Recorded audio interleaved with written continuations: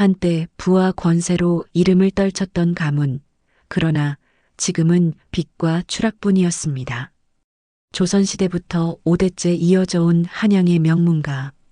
청송 박 씨의 종가가 몰락했다는 소식은 사교계에 큰 충격을 주었습니다. 서울 종로구 북촌에 자리 잡은 200년 된 한옥은 이제 담보로 잡혔고, 한때 조선의 대신들이 드나들던 대문에는 경매 공고가 붙어 있었습니다. 박정호 종소는 올해 55세, 아버지로부터 물려받은 가문을 지키려 20년간 애썼지만 결국 무너지고 말았습니다. IMF 외환위기 때 시작된 사업 실패가 눈덩이처럼 불어나더니 이제는 수십억 원의 빚더미에 깔려 있었거든요. 형님, 이제 정말 포기하셔야 할 것 같습니다. 둘째 동생 정민이 무거운 표정으로 말했습니다. 종가를 팔아서라도 빚부터 정리하고. 종가를 팔라고? 정호의 목소리가 떨렸습니다. 5대 200년을 이어온 집을 내가 팔라고?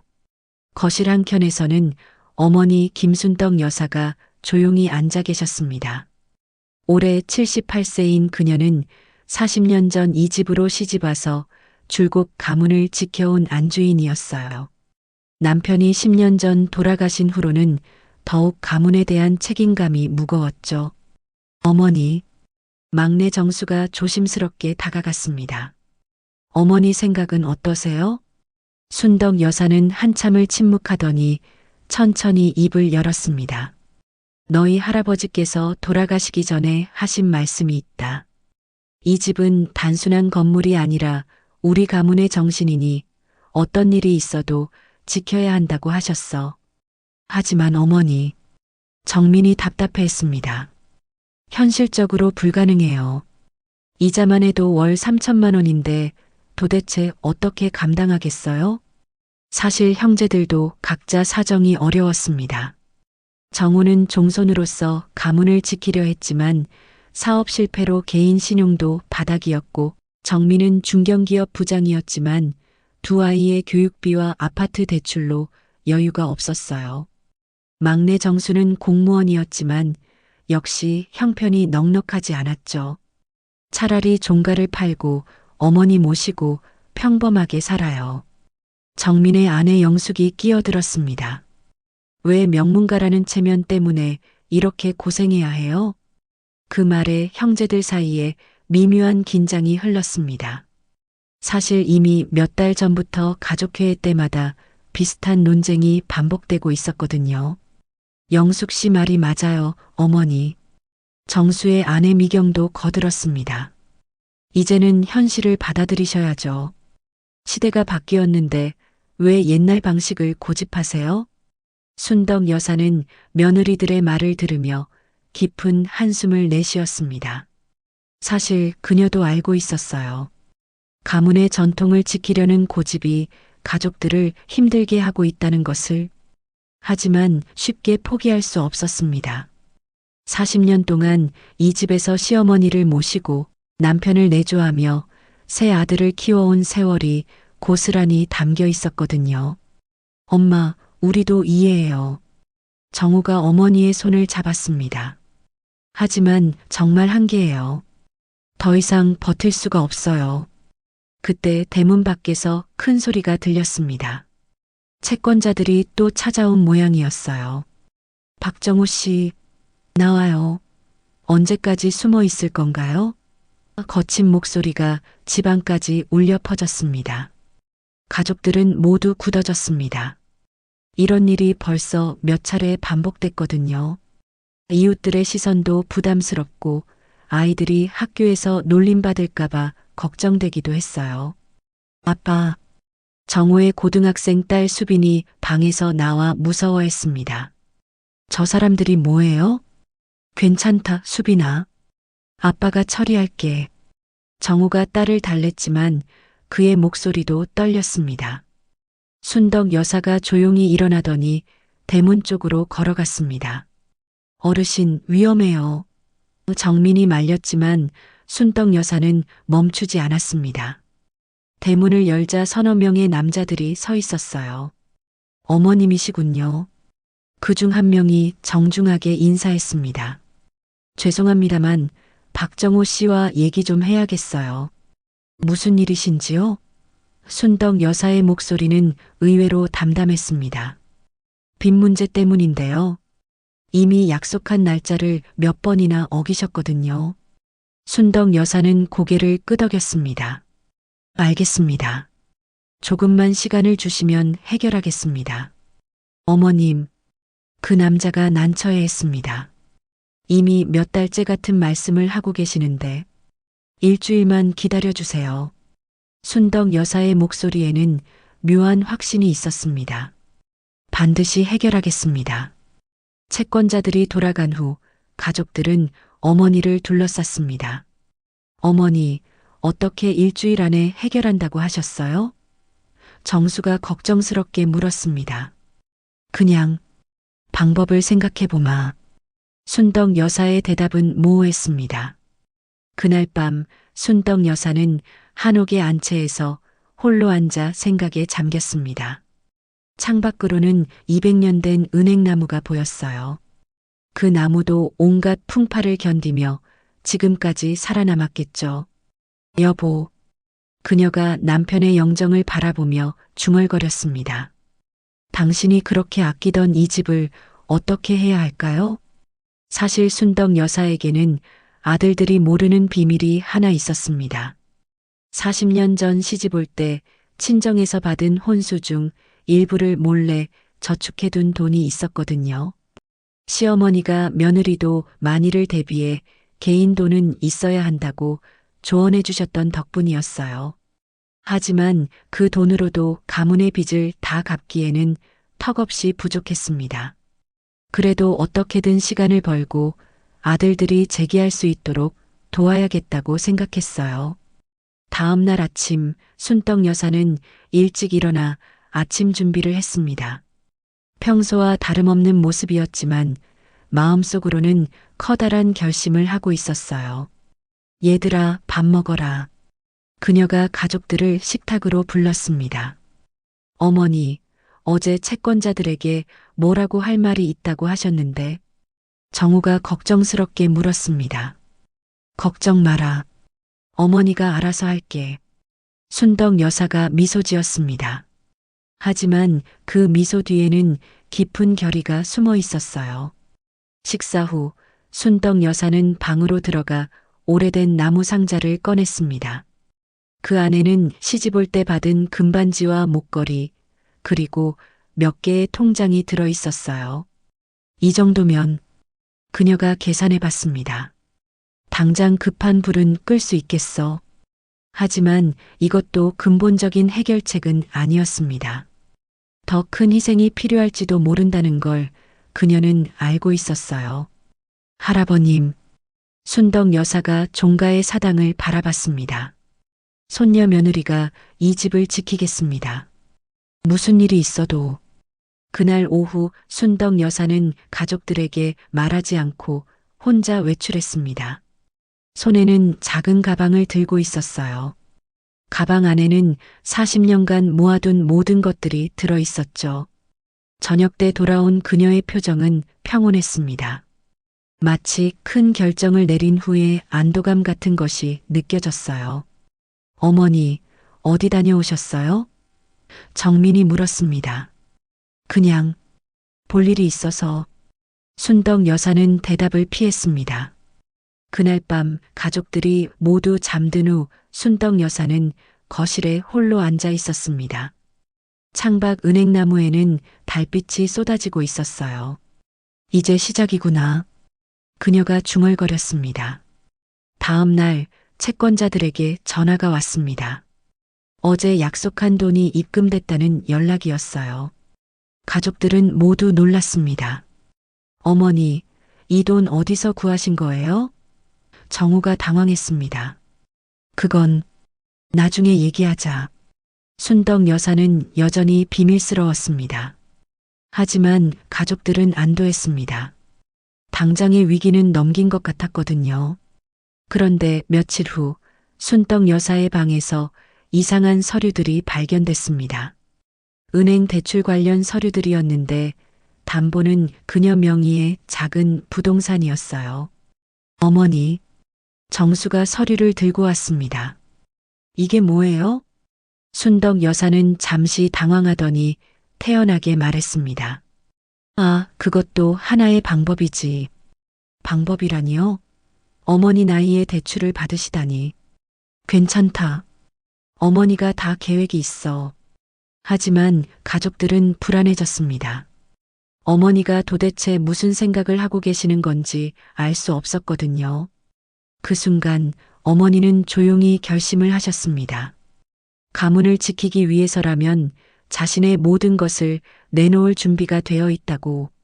설령 그 대가가 무엇이든 상관없다고 말이에요. 어머니는 자신을 내던졌습니다. 순덕 여사가 첫 번째 대출을 받은 지 한 달 후 더 큰 위기가 찾아왔습니다. 정호의 사업체에 대한 강제 집행이 시작된 것이었어요.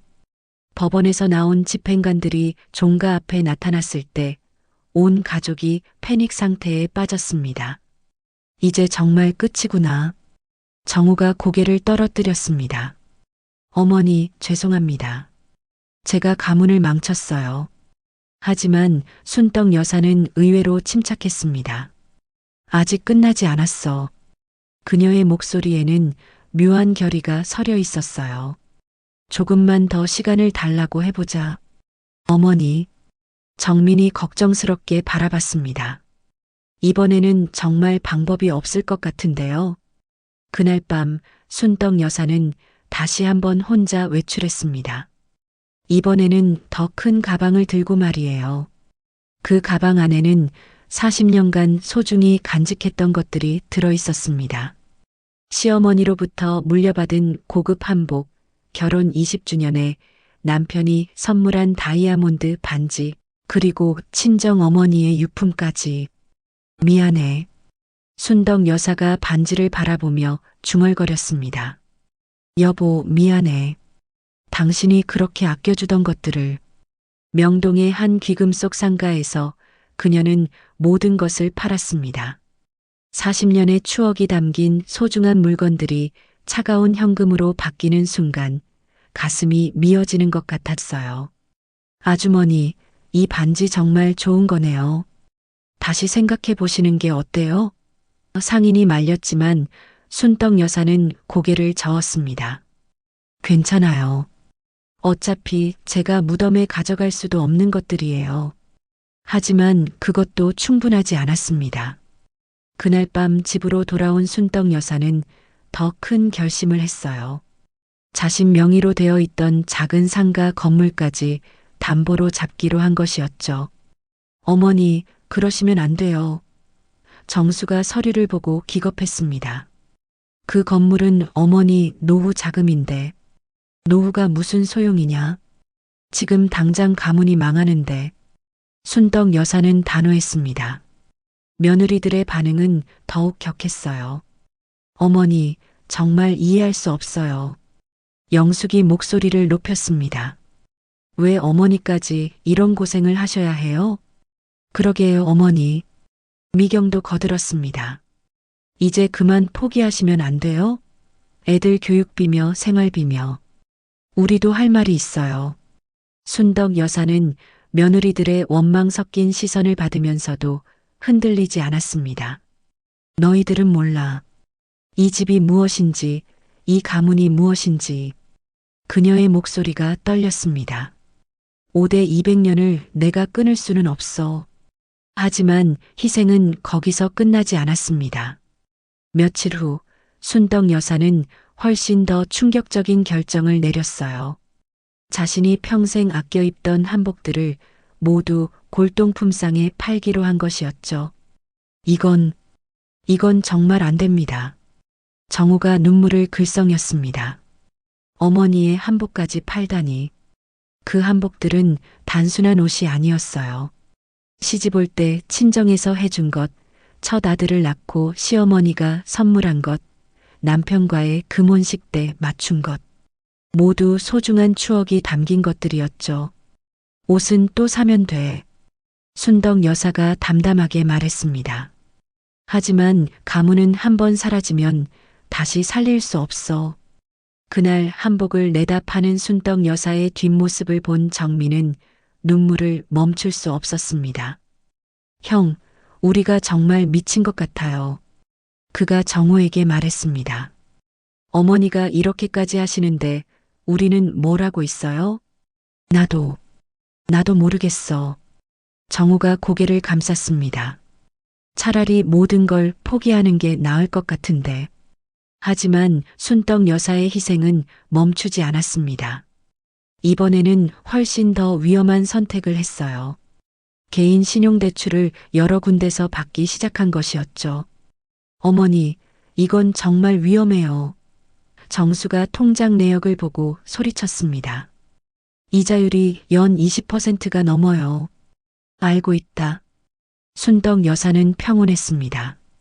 하지만 다른 방법이 없잖아.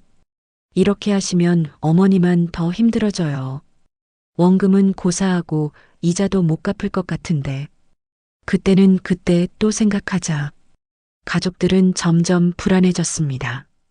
어머니가 감당할 수 없는 빚을 지고 있다는 것을 알았지만 그녀의 완고한 의지 앞에서는 어쩔 수 없었거든요. 그런데 한 달 후 더 충격적인 사실이 드러났습니다. 순덕 여사가 자신의 건강보험까지 해지하고 그 돈을 가문을 위해 쓰고 있었던 것이었어요. 어머니, 정민이 서류를 발견하고 달려왔습니다. 건강보험을 왜 해지하셨어요? 월 보험료가 아까워서. 순덕 여사의 대답은 너무나 담담했습니다. 그럼 어머니가 아프시면 어떡해요? 아프지 않으면 되지. 그날 밤 며느리들은 따로 모임을 가졌습니다. 이제 정말 한계예요. 영숙이 분노에 차서 말했습니다. 어머니가 이런 식으로 무리하시면 나중에 더 큰 문제가 생길 거예요. 맞아요. 미경도 동의했습니다. 우리 남편들은 어머니 눈치만 보고 이제 우리가 나서야 할 것 같아요. 하지만 순덕 여사의 희생은 거기서 끝나지 않았습니다. 며칠 후 그녀는 훨씬 더 극단적인 선택을 했어요. 자신이 20년간 납입한 개인연금을 모두 해지한 것이었죠. 어머니, 정호가 연금해지 서류를 보고 무릎을 꿇었습니다. 제발 그만하세요. 이건 어머니의 노후를 위한 거잖아요. 노후보다 지금이 더 중요하다. 순덕 여사는 흔들리지 않았습니다. 그럼 나중에 어머니는 어떻게 사세요? 너희들이 잘 되면 어머니도 괜찮을 거야. 그 말을 들은 정호는 더 이상 참을 수 없었습니다. 어머니, 이제 정말 그만해요. 그가 처음으로 어머니에게 소리쳤습니다. 이 집 때문에 어머니까지 이렇게 희생하실 필요 없어요. 하지만 순떡 여사는 아들의 눈을 똑바로 바라보며 말했습니다. 정호야, 너는 모른다. 이 집은 단순한 건물이 아니야. 우리 조상들의 혼이 깃든 곳이고 너희들이 뿌리를 내린 곳이야. 내가 이걸 지키지 못하면 너희들도 너희들 자식들도 떠돌아다니게 돼. 그래도는 없어. 내가 살아있는 한 이 집은 지킬 거야. 그날 밤 순덕 여사는 홀로 안채에 앉아 있었습니다. 연금해지 서류를 바라보며 눈물을 흘렸어요. 사실 그녀도 무서웠습니다. 이렇게 모든 것을 내던지고 나서 정말 가문을 지킬 수 있을지, 그리고 자신은 어떻게 될지. 여보, 그녀가 남편의 영정에게 말했습니다. 내가 지금 제대로 하고 있는 건가요? 아니면 그냥 고집 센 늙은이가 되어가는 건가요? 하지만 대답은 없었습니다. 오직 달빛만이 200년 된 한옥을 조용히 비추고 있을 뿐이었어요. 다음 날 아침 순떡 여사는 평상시와 다름없이 일어나 아침 준비를 했습니다. 하지만 가족들은 그녀의 얼굴에서 깊은 피로를 느꼈어요. 어머니, 괜찮으세요? 정수가 걱정스럽게 물었습니다. 괜찮다. 어머니는 괜찮아. 순덕 여사가 미소 지었지만 그 미소는 전처럼 따뜻하지 않았어요. 그때 현관에서 벨이 울렸습니다. 또 다른 채권자였어요. 이번엔 누구야? 정민이 짜증스럽게 말했습니다. 하지만 순떡 여사는 여전히 침착하게 나가서 응대했습니다. 조금만 더 기다려주세요. 곧 해결될 겁니다. 어머님, 이미 몇 번째 약속인지 아세요? 압니다. 하지만 이번에는 정말 그녀의 목소리에는 이전과 달리 불안함이 섞여 있었어요. 사실 이제 더 이상 팔 것도 담보로 잡을 것도 거의 남지 않았거든요. 채권자가 돌아간 후 순떡 여사는 방으로 들어가 또 다른 서류를 꺼냈습니다. 이번에는 생명보험해지 신청서였어요. 이것까지 그녀가 떨리는 손으로 서류에 사인했습니다. 이것까지 써야 하는구나. 생명보험 해지까지. 이제 정말 마지막 카드였습니다. 20년간 성실히 납입한 보험료로 쌓인 해지환급금이 2억 원 정도 되었어요. 하지만 이것도 근본적인 해결책은 아니었죠. 며칠 후 순떡 여사는 더욱 충격적인 행동을 했습니다. 평생 단 한 번도 일을 해본 적 없던 78세의 그녀가 일자리를 찾기 시작한 것이었어요. 어머니, 뭐 하세요? 정수가 신문 구인 광고란을 보고 있는 어머니를 발견했습니다. 일자리 좀 알아보고 있어. 순덕 여사의 대답은 너무나 담담했습니다. 일자리요? 어머니가 무슨 일을 하시려고요? 뭐든지 할 수 있는 일이면 다 하지. 청소든 설거지든. 정수는 말문이 막혔습니다. 평생 귀하게 자라고 시집와서도 안주인으로만 살아온 어머니가 남의 집 청소를 하겠다고 하다니. 어머니, 말도 안 돼요. 어머니 나이에 무슨 일을. 나이가 뭐가 중요하냐. 돈을 벌 수 있으면 그만이지. 그날 오후 순덕 여사는 정말로 집을 나가 근처 음식점들을 돌아다녔습니다. 설거지나 청소 일이 있는지 물어보면서 말이에요. 아주머니, 나이가 어떻게 되세요? 한식당 사장이 물었습니다. 78세입니다. 아, 그러면 좀 힘드실 것 같은데요. 거절당하기를 여러 번 그녀는 포기하지 않았습니다. 마침내 한 분식집에서 아침 일찍 와서 재료 손질을 도와주는 일을 구할 수 있었어요. 하루 5만 원, 한 달이면 150만 원 정도 되는 일이었죠. 첫 출근 날 새벽 5시에 일어나 준비하는 순떡 여사를 본 가족들은 충격에 빠졌습니다. 어머니, 제발 하지 마세요. 정우가 매달렸습니다. 차라리 집을 팔아요. 어머니가 이런 고생하시는 걸 볼 수 없어요. 고생이 아니야. 내가 할 수 있는 일을 하는 것뿐이야. 하지만 며느리들의 반응은 달랐습니다. 도대체 언제까지 이럴 건가요? 영숙이 남편에게 따졌습니다. 시어머니가 78세에 남의 집 일을 하는데 우리는 가만히 있어야 해요? 그렇다고 우리가 뭘 할 수 있어? 정민이 답답해했습니다. 포기하라고 설득해야죠. 이제 정말 끝이에요. 첫날 일을 마치고 돌아온 순떡 여사의 손은 상처투성이었습니다. 양파를 썰고 물을 다듬느라 베인 상처들이었어요. 어머니, 수빈이 할머니의 손을 보고 울음을 터뜨렸습니다. 할머니, 아파요? 안 아파. 할머니는 안 아프다. 순덕 여사가 손녀를 달랬지만 그녀의 눈에도 눈물이 맺혔습니다. 그날 밤 정우는 형제들과 긴급 회의를 가졌습니다. 이제 정말 안 되겠어. 어머니가 이런 식으로 무리하시면 몸이 버틸 수 없어. 그럼 어떻게 해? 정수가 물었습니다. 차라리 집을 팔자. 어머니가 이렇게 고생하시는 것보다는 나아. 하지만 정민이 고개를 저었습니다. 그래봤자 소용없어. 어머니가 절대 동의 안 하실 거야. 실제로 순떡 여사는 점점 더 극단적인 선택들을 하고 있었습니다. 분식집 일로는 턱없이 부족하다고 판단한 그녀는 저녁에는 다른 일까지 찾았어요. 아파트 단지 청소일이었죠. 어머니, 하루에 2군데서 일하시면 몸이 버틸 수 있어요? 정수가 걱정했습니다. 버텨야지. 버텨야 해. 하지만 며칠 후 순떡 여사의 몸에 이상 신호가 나타났습니다. 과로로 인한 어지럼증과 손목 통증이 심해진 것이었어요. 어머니, 병원에 가세요. 정우가 권했지만 순떡 여사는 거절했습니다. 괜찮다. 며칠 쉬면 나아질 거야. 건강보험도 해지하셨는데 어떻게 병원에 가세요? 그 말에 순떡 여사는 잠시 말이 없었습니다. 사실 그녀도 알고 있었어요. 자신이 너무 무리하고 있다는 것을.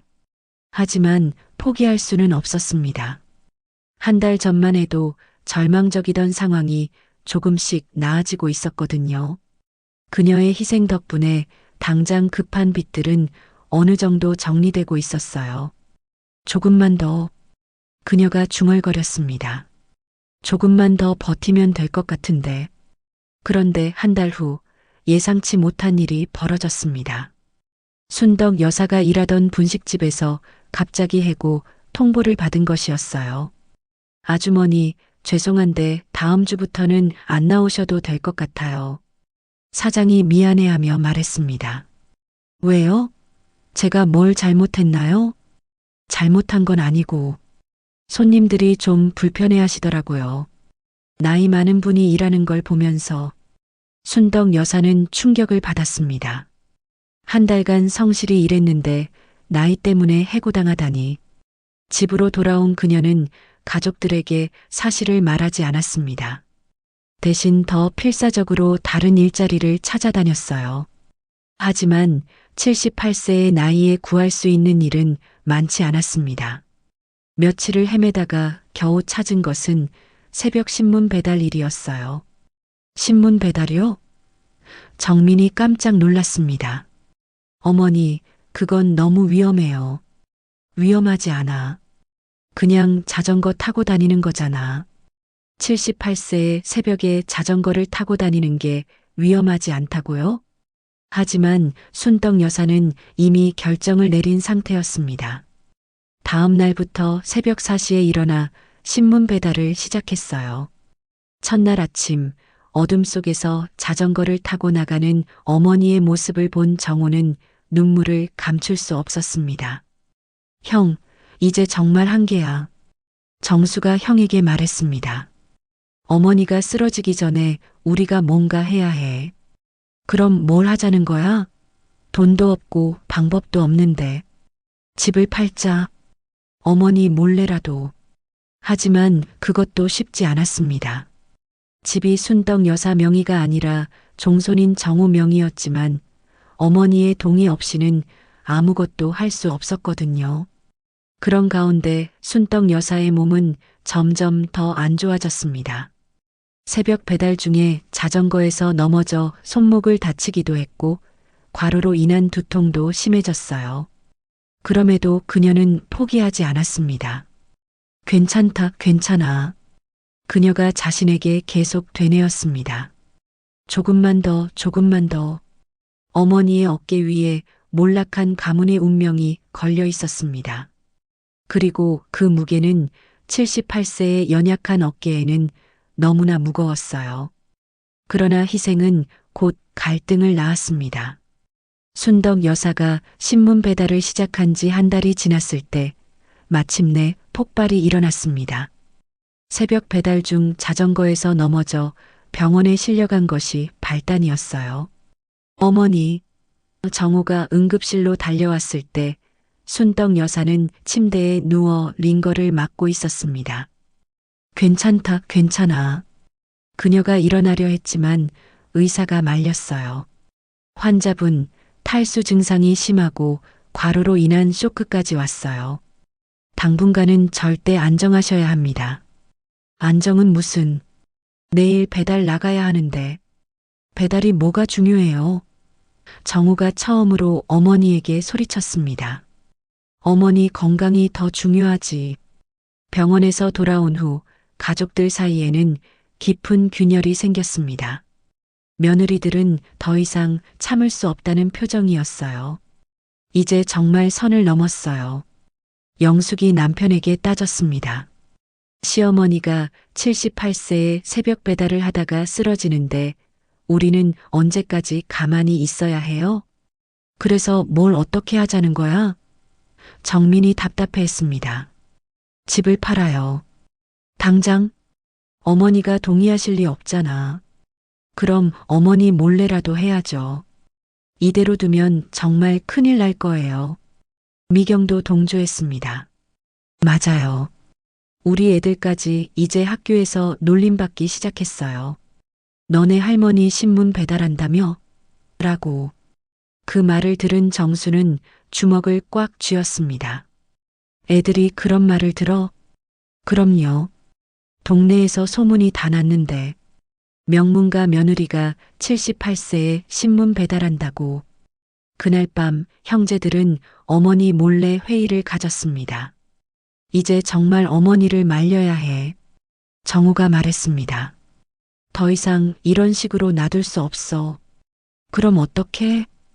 정수가 물었습니다. 강제로라도 막아야지. 신문 배달 그만두라고 하고 다른 일도 못하게 해야 해. 하지만 정민은 고개를 저었습니다. 그렇게 해봤자 소용없어. 어머니 성격 모르냐? 더 완고해지실 뿐이야. 실제로 다음 날 형제들이 어머니를 설득하려 했을 때 순덕 여사의 반응은 예상대로였어요. 안 돼. 나는 계속 일할 거야. 어머니, 어제 쓰러지셨잖아요. 그건 그냥 일시적인 거야. 며칠 쉬면 괜찮아질 거야. 어머니 나이에 신문 배달이 말이 돼요? 순덕 여사의 표정이 굳어졌습니다. 나이가 뭐가 중요하냐? 돈을 벌 수 있으면 그만이지. 그럼 우리는 뭐가 되는 거예요? 정우가 목소리를 높였습니다. 어머니가 이렇게 고생하시는데 우리는 손 놓고 있는 무능한 자식들이에요? 무능하다고 생각하면 더 열심히 하면 되잖아. 그 말에 정우는 더 이상 참을 수 없었습니다. 어머니는 우리를 믿지 않으세요? 우리가 어떻게든 해결할 수 있다고 생각하지 않으세요? 믿는다. 하지만 그때까지 기다릴 시간이 없어. 시간이 없다고 78세에 신문 배달을 해요? 그래. 순덕 여사가 처음으로 소리쳤습니다. 시간이 없다고. 매일 채권자들이 찾아오고 매일 이자가 불어나는데 언제까지 기다려? 너희들이 뭔가 해결할 때까지? 형제들은 말문이 막혔습니다. 너희들은 몰라. 순덕 여사의 목소리가 떨렸습니다. 매일 밤 잠들기 전에 얼마나 무서운지, 내일 아침에 일어나면 또 무슨 일이 벌어질지. 그날 이후 가족들 사이의 분위기는 더욱 험악해졌습니다. 며느리들은 아예 대화를 거부했고 아들들은 어머니와 마주치는 것조차 피했어요. 더 이상 못 살겠어요. 영숙이 남편에게 최후 통첩을 던졌습니다. 시어머니가 이런 식으로 계속하시면 우리는 따로 살 거예요. 따로 살겠다고? 네. 아이들 교육에도 좋지 않고 저도 직장에서 눈치 보이고 더 이상은 견딜 수 없어요. 미경도 마찬가지였습니다. 우리도 그렇게 할 생각이에요. 이런 식으로는 안 되겠어요. 며느리들이 나가겠다고 하자 집안 분위기는 더욱 차가워졌습니다. 순덕 여사는 그 사실을 알고도 꿋꿋하게 일을 계속했어요. 하지만 가장 큰 상처는 따로 있었습니다. 어느 날 손녀 수빈이 할머니에게 이런 말을 한 것이었어요. 할머니, 친구들이 우리 집 얘기 자꾸 해요. 무슨 얘기? 할머니가 신문 배달한다고. 그래서 창피해요. 그 말을 들은 순덕 여사는 깊은 충격을 받았습니다. 자신이 가문을 위해 한 일이 오히려 손녀에게는 창피한 일이 되었다니. 그날 밤 순덕 여사는 홀로 안채에 앉아 있었습니다. 창밖으로는 200년 된 은행나무가 보였어요. 그 나무도 온갖 풍파를 견뎌왔겠지만 지금 자신이 겪는 것만큼 혹독했을까요? 여보. 그녀가 남편의 영정을 바라보며 중얼거렸습니다. 내가 잘못하고 있는 건가요? 아이들이 모두 힘들어하는데. 하지만 대답은 없었습니다. 오직 자신만이 이 무거운 짐을 지고 있다는 외로움만이 밀려왔어요. 며칠 후 더 큰 갈등이 터졌습니다. 정민의 아내 영숙이 실제로 짐을 싸기 시작한 것이었어요. 정말 나가는 거야? 정민이 당황했습니다. 네, 더 이상 못 살겠어요. 시어머니 때문에 우리 가족이 모두 힘들어하는데 언제까지 참아야 해요? 그럼 나는 어떻게 하라고? 남편이 원하시면 따라오시고 아니면 여기 남아 계시고. 그 말을 들은 순떡 여사는 며느리 방으로 갔습니다. 영수가, 어머니, 영숙이 짐을 싸던 손을 멈췄습니다. 내가 뭘 잘못했니? 영숙은 한참을 망설이더니 입을 열었습니다. 어머니가 잘못한 건 아니에요. 하지만 이렇게는 안 되겠어요. 이 집이 그렇게 싫으니? 집이 싫은 게 아니라 상황이 싫어요. 어머니가 78세에 신문 배달하시는 걸 보는 게 괴로워요. 우리 때문에 그런 고생을 하신다고 생각하니까. 순덕 여사는 며느리의 말을 듣고 눈물을 흘렸습니다.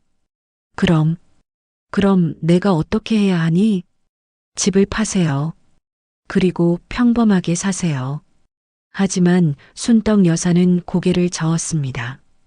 그건 안 돼. 결국 영숙은 아이들과 함께 집을 나갔습니다. 미경도 며칠 후 따라 나갔어요. 한순간에 대가족이었던 집은 순떡 여사와 아들들만 남게 되었죠. 어머니, 정민이 어머니 앞에 무릎을 꿇었습니다. 제발 그만하세요. 아내도 떠나고 이제 정말 가족이 다 흩어져요. 미안하다. 순덕 여사가 아들의 머리를 쓰다듬었습니다. 어머니가 미안해. 그럼 이제 그만하실 거예요? 하지만 순떡 여사는 대답하지 않았습니다. 가족이 흩어지는 것도 괴롭지만 가문이 무너지는 것을 보는 것은 더욱 견딜 수 없었거든요. 그날 밤 순떡 여사는 다시 신문 배달을 나갔습니다. 가족들의 반대에도 불구하고 말이에요. 어둠 속에서 자전거를 타고 다니며 신문을 배달하는 그녀의 뒷모습은 너무나 쓸쓸해 보였습니다. 하지만 그녀는 멈추지 않았어요. 조금만 더. 그녀가 중얼거렸습니다. 조금만 더 버티면. 하지만 그 조금 더가 얼마나 더 걸릴지, 그리고 그동안 가족들이 얼마나 더 상처받을지는 아무도 알 수 없었습니다. 다음 날 아침 신문 배달을 마치고 집으로 돌아온 순떡 여사는 거실에서 아들들이 심각한 표정으로 앉아 있는 것을 발견했습니다. 무슨 일이냐? 그녀가 물었습니다. 어머니, 정우가 서류를 내밀었습니다. 우리가 결정했어요. 뭘 결정했다고? 집을 팔기로 했어요. 어머니 동의 없이라도. 순덕 여사의 얼굴이 하얘졌습니다. 너희들이 어떻게 그런 결정을. 어머니가 이렇게 고생하시는 걸 더 이상 볼 수 없어요. 안 돼. 순덕 여사가 소리쳤습니다. 절대 안 돼. 하지만 아들들의 결심은 확고해 보였습니다. 마침내 가족들 사이에 마지막 전쟁이 시작된 것이었어요. 고요한 밤 홀로 눈물 흘리는 순떡 여사의 모습은 이 세상에서 가장 외로운 모습이었습니다. 가문을 지키려다가 가족을 잃어가는 아이러니한 상황. 가문을 지킨 건 재산이 아니라 어머니의 눈물이었습니다.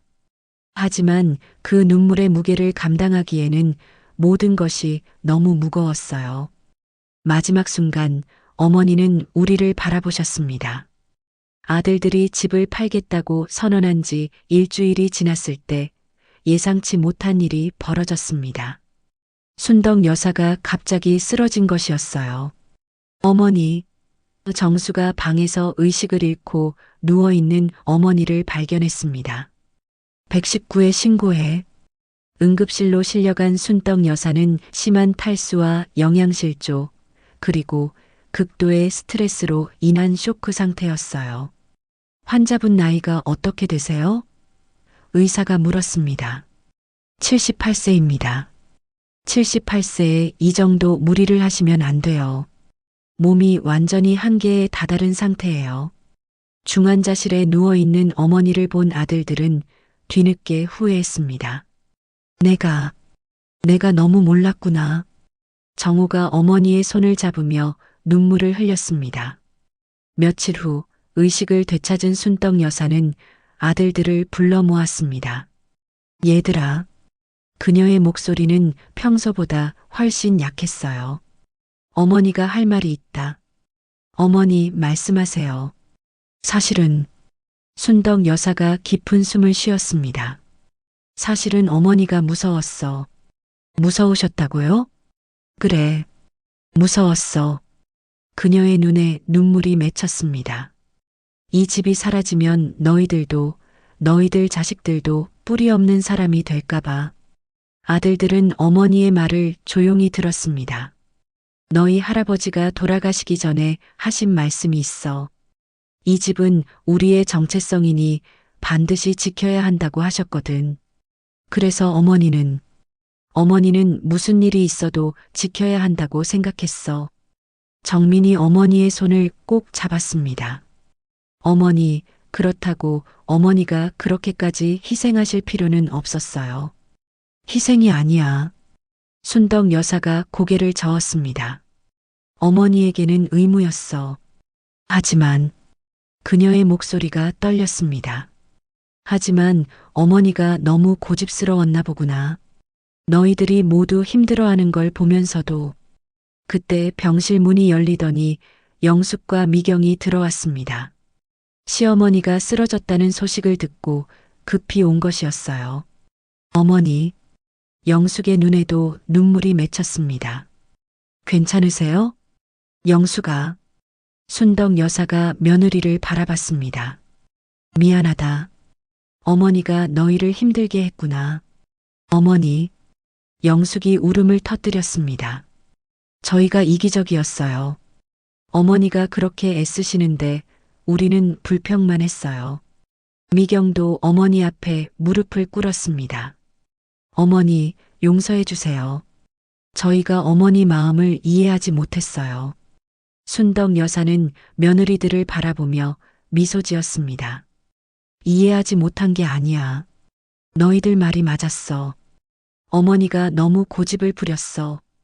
그날 밤 가족들은 오랜만에 모두 한자리에 모였습니다.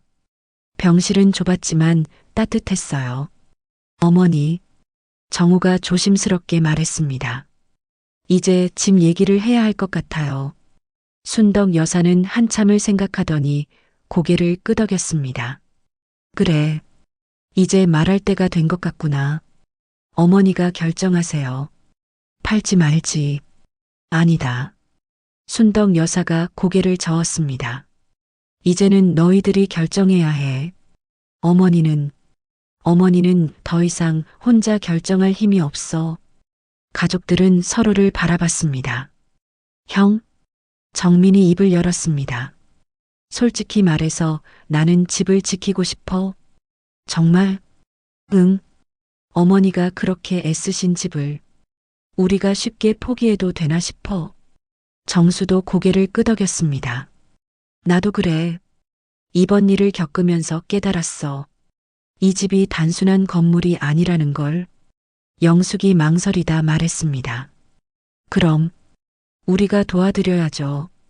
어머니 혼자 짊어지시게 할 수는 없어요. 맞아요. 미경도 동의했습니다. 우리 모두가 함께 해야 해요.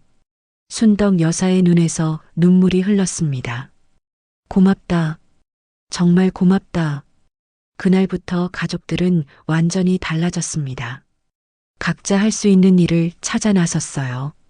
정우는 자신의 인맥을 동원해 작은 사업을 다시 시작했고 정민은 부업을 시작했습니다. 정수는 공무원 월급이 적지만 꾸준히 모아둔 적금을 내놓았어요. 며느리들도 마찬가지였습니다. 영숙은 자신의 직장에서 야근을 자처해 추가 수입을 만들었고 미경은 집에서 할 수 있는 부업을 찾았어요. 이상하네. 한 달 후 정민이 말했습니다. 다 같이 하니까 생각보다 할만해. 그러게. 정수가 동의했습니다. 어머니 혼자 하시려니까 그렇게 힘들었던 거구나. 가장 큰 변화는 순떡 여사였습니다. 가족들이 모두 함께 나서자 그녀는 더 이상 무리하지 않았어요. 신문 배달도 그만두고 건강 관리에 집중했습니다. 어머니, 오늘 기분이 어떠세요? 수빈이 할머니에게 물었습니다. 좋다. 할머니는 지금 너무 좋아. 순덕 여사가 손녀를 안으며 미소 지었습니다. 할머니, 앞으로도 신문 배달 안 하시죠?